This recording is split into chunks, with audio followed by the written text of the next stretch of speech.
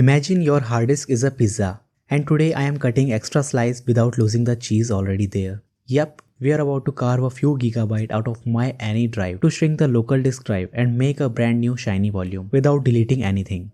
And yes, we are gonna do it like a pro, but with a little spice.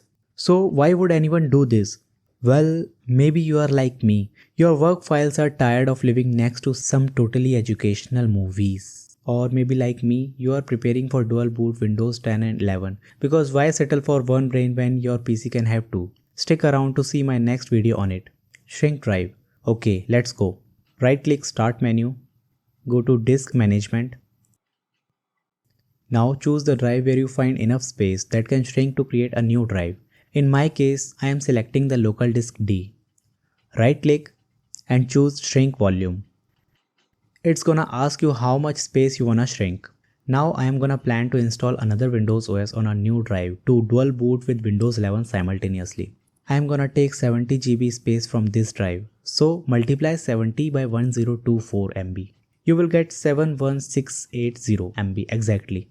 But hey, Windows doesn't care about your math. It just eats storage like Pac-Man. Click Shrink.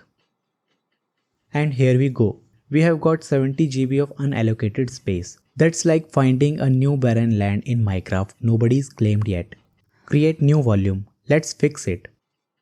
Right click, New Simple Volume. Pick a letter. I am choosing E because F is for fail. Format NTFS.